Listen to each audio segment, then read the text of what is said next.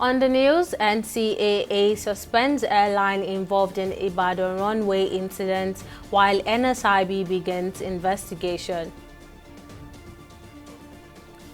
Abductors demand 200 million naira to free Lagos State PDP chairman. And Lagos State launches automated application portal for land acquisition.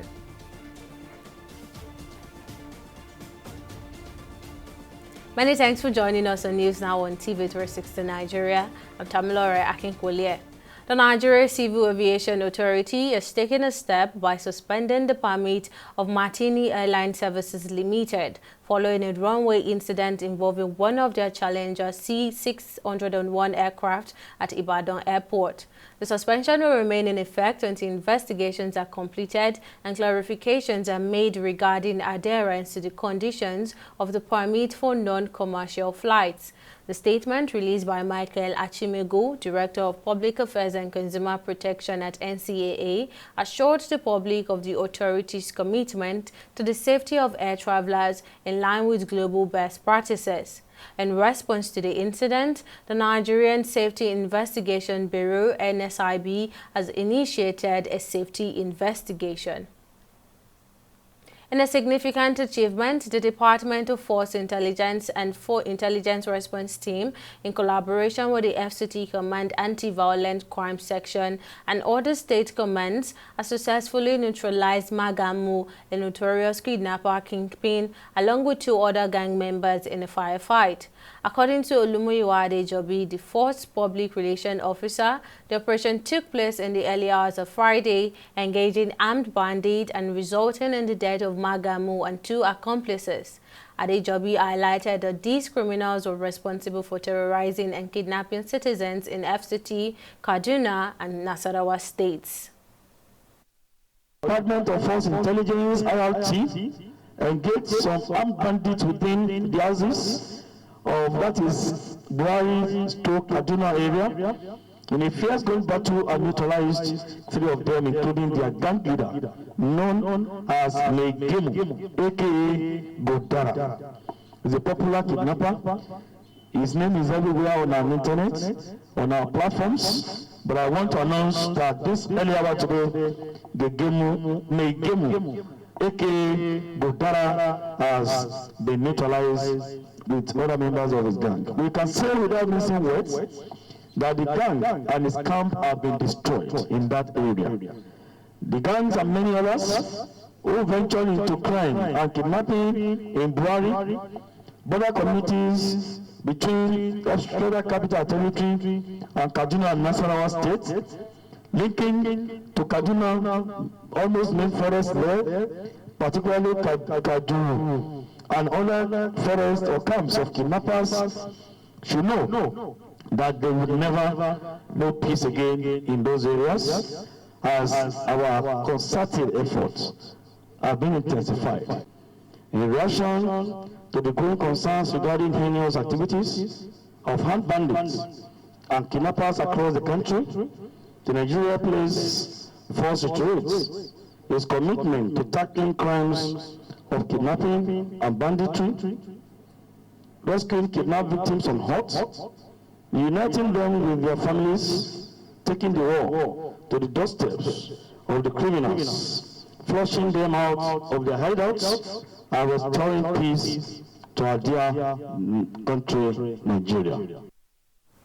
The adopters of Philip Aviation, the chairman of Lagos State chapter of the People's Democratic Party, have reportedly demanded a ransom of 200 million naira for his release.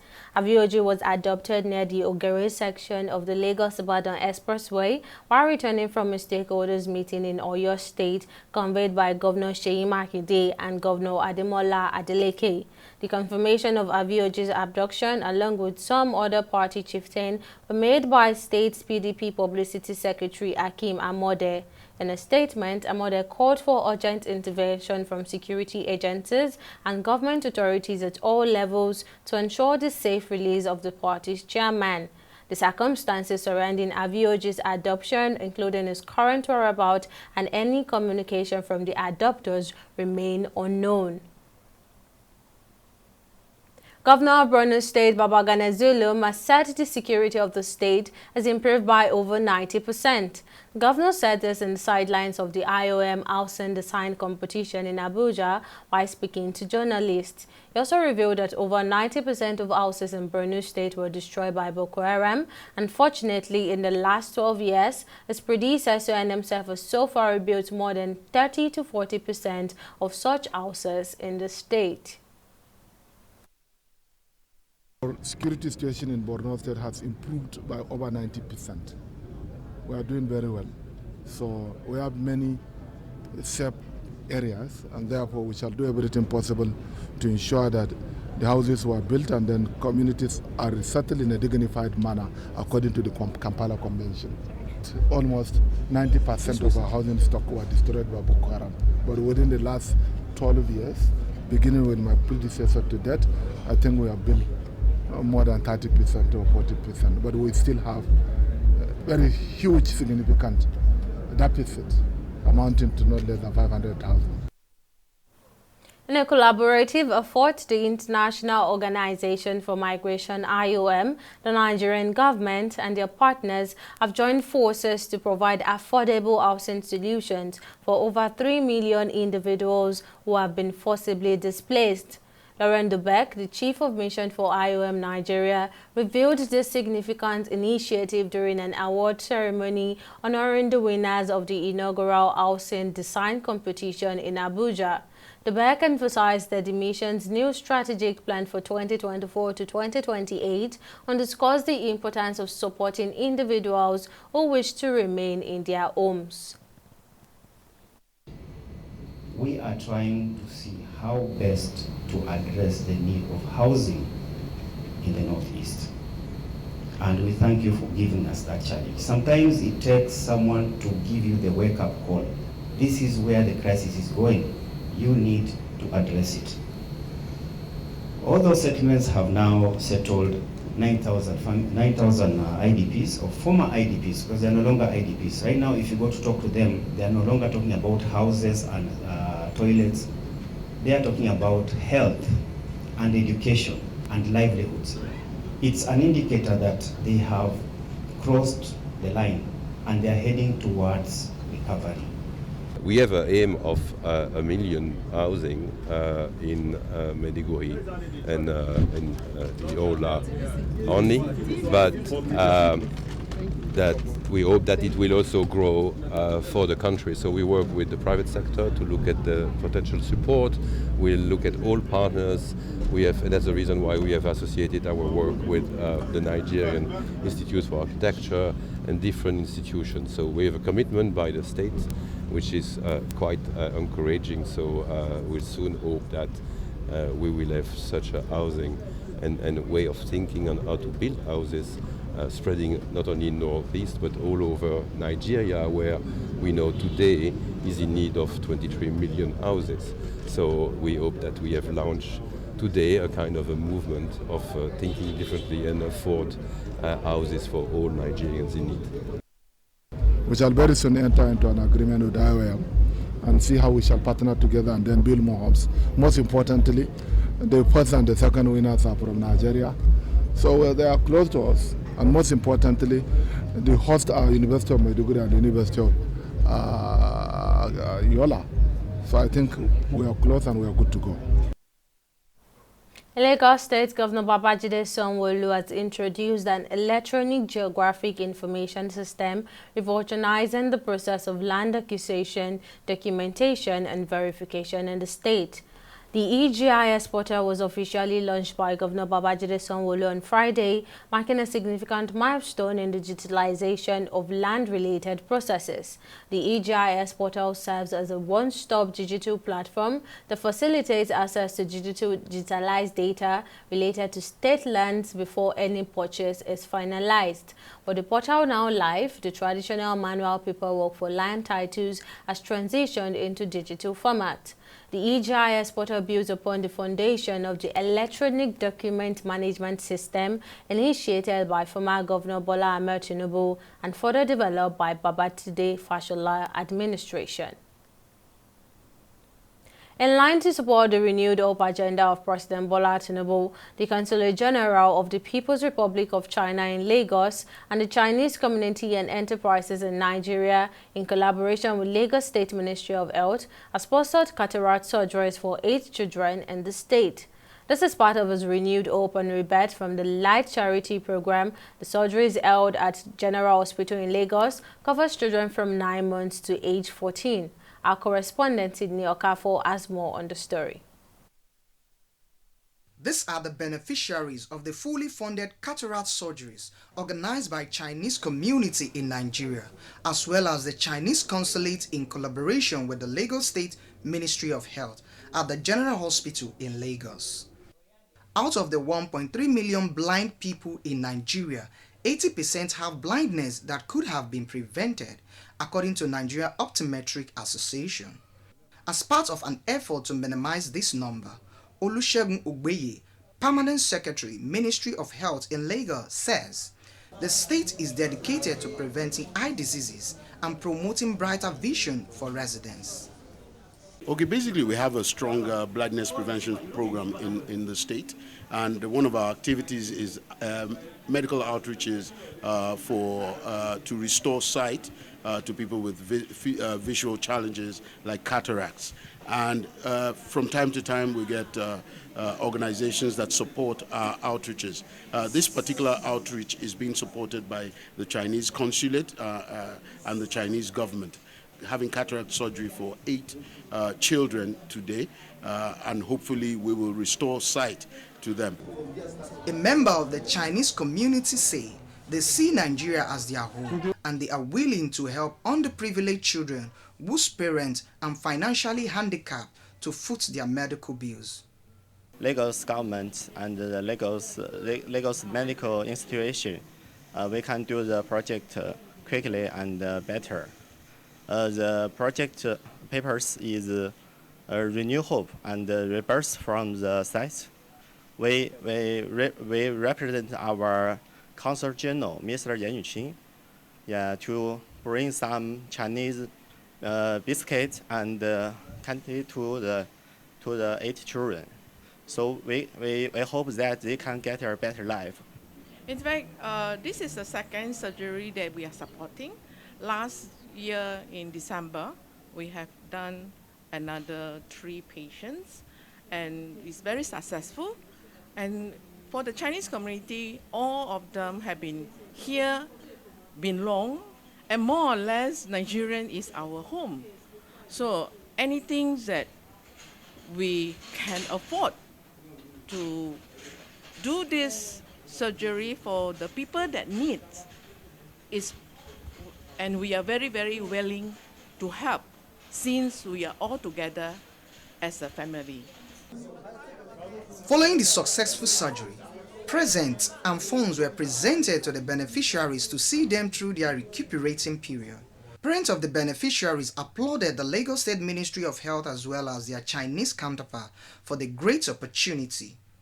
This is a good gesture, and we believe that the government will not cease doing it, because we believe a lot of children are still passing through this, whose parents may not be aware or something like this. Maybe they should give such opportunity to parents. Occasionally, let announcement be made on TV, television station, so that our children will not just go blind on things that can be resolved. The Chinese community in Nigeria and the Chinese consulate say the second edition of this outreach will occasionally continue in order to help the less privileged in Nigeria. Sydney Okafo, TV 360, Lagos.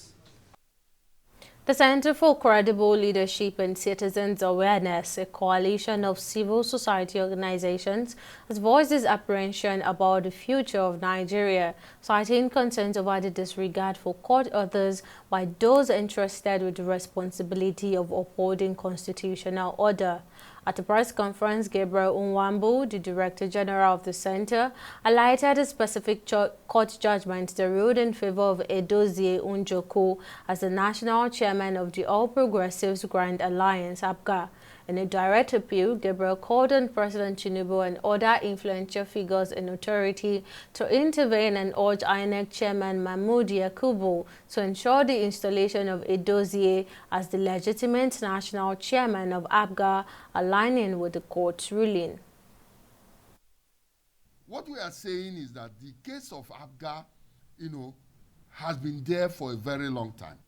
And we feel that as it affects INEC, which is an institution established by law, which is an institution that depicts democracy as it were, that it is imperative, it is pertinent that Professor Mahmood, who is the chairman of INEC, respects the judgment of the court and do the needful. We know Professor Mahmood very well, and we know he's a true Democrat. But we'll keep wondering what is happening as far as this case of APGA is concerned. We are worried as civil society organizations. Our coalition, therefore, feel that it is pertinent to, in a very polite and proactive manner, ask Professor Mahmood Yakubu, who is also my personal friend, to obey the court order and do the needful in line with court pronouncement. News now will now go on a short break, but still to come, World Bank to restructure $200 million projects in Nigeria over poor performance. Details of the story right after this break.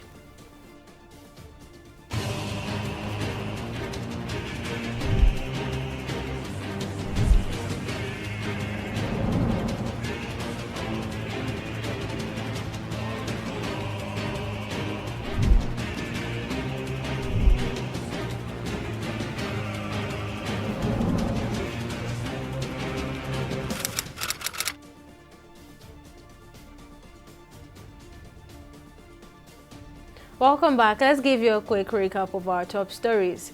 The Nigeria Civil Aviation Authority (NCAA) has taken a step by suspending the permit of Martini Airline Services Limited following a runway incident involving one of their Challenger 601 aircraft at Ibadan Airport.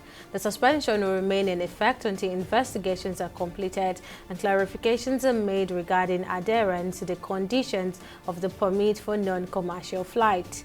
We also told you that the abductors of Philip Aviation, the chairman of the Lagos State chapter of the People's Democratic Party, have reportedly demanded a ransom of 200 million naira for his release. Aviation was abducted near the Ogere section of the Lagos-Ibadan Expressway while returning from a stakeholders meeting in Oyo State, convened by Governor Seyi Makinde and Governor Ademola Adeleke. The confirmation of Aviation's abduction, along with some party chieftains, was made by the state PDP Publicity Secretary Akim Amode. Now, in case you missed any of our news bulletin, or for more updates, you can catch us on Limasol TV or log on to our website on www.tv360nigeria.com. You can also follow us on our social media platforms on Twitter, Instagram, and YouTube at TV360 Nigeria, or download our mobile app on Google Play Store or Huawei App Gallery at Apple Store. On Facebook, we're at TV360 Online.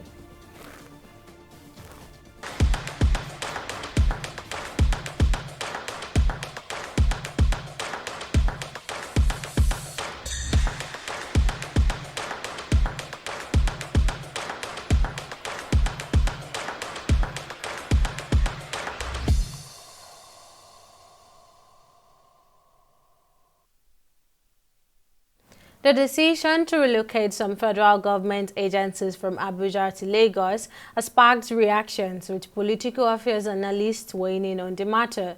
The Federal Airport Authority of Nigeria (FAN) announced the relocation of its headquarters to Lagos on January the 18th, 2024, following a directive from Festus Keyamo, the Minister of Aviation and Aerospace Development. The central bank also made a similar announcement.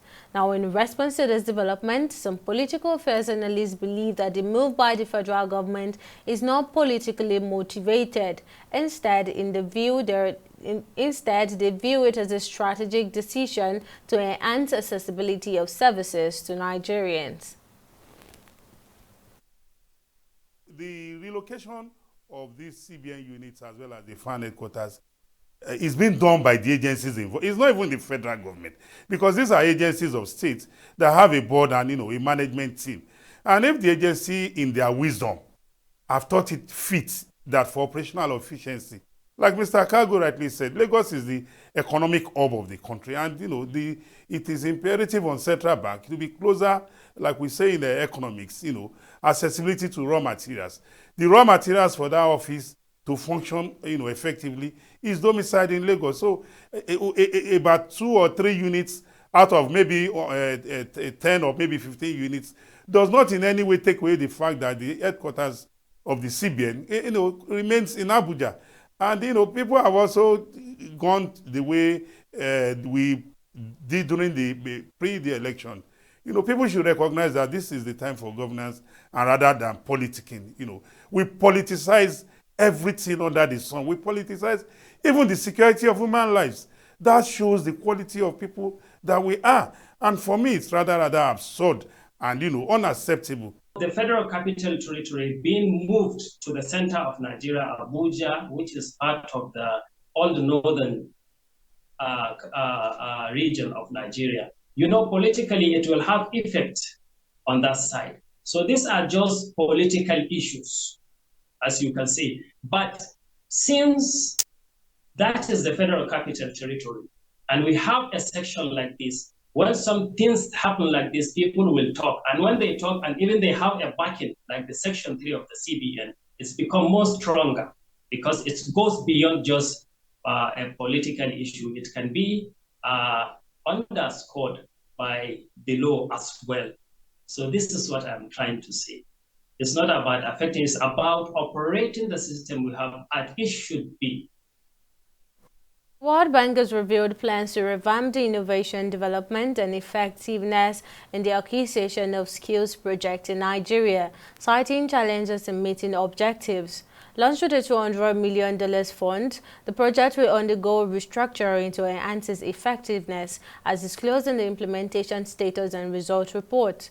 The project, approved in February 2020, aimed to boost Nigeria's skills development systems capacity for both formal and informal sectors. However, only around $34.88 million of the allocated funds has been released by the World Bank due to the project's poor performance. The World Bank report indicates the need for adjustment in project design, implementation, and resource allocations to achieve relevance and effectiveness.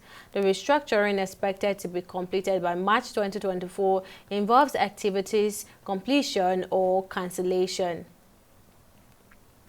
On the foreign scene, the United Nations Security Council is set to convene next week to discuss the recent ruling by the International Court of Justice (ICJ), which rules for Israel to prevent genocidal acts against the Palestinians in Gaza. Algeria has called for the meeting, expressing the intent to give binding effect to the ICJ's pronouncement on the provisional measures imposed on the Israeli occupation. The ICJ's decision, with a 15-2 vote, acknowledged the plausibility of South Africa's claims regarding the need for protection of Palestinians against genocide. However, the court stopped short of ordering an immediate unilateral ceasefire, a move desired by South Africa and feared by Israel. While the ICJ's decision sends a clear message about the necessity of a ceasefire for the proposed protective measures to take effect, it remains to be seen how the Security Council will respond to the complex Israel-Palestinian issue. And up next is Entertainment Reporter News Now.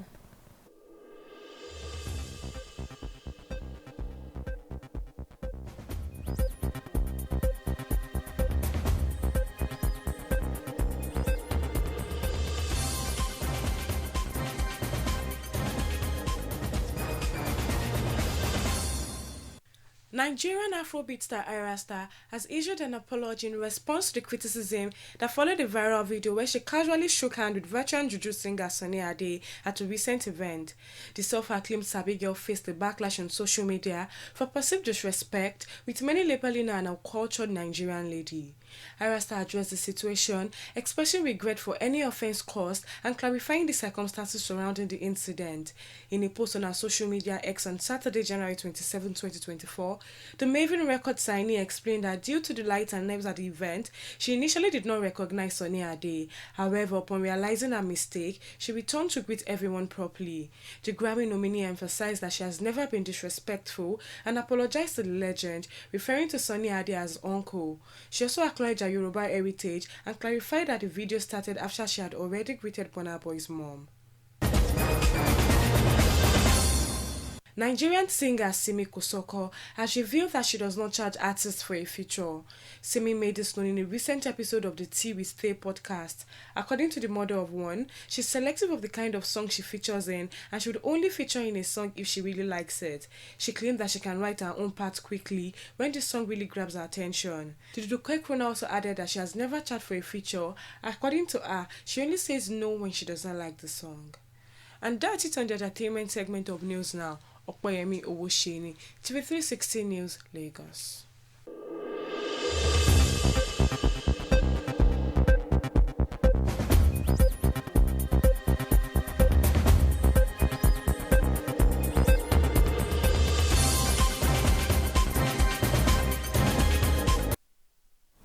Set for another festive football clash between the Super Eagles and the indomitable Lions of Cameroon today as the two teams renewed their rivalry at the stadium in Abidjan.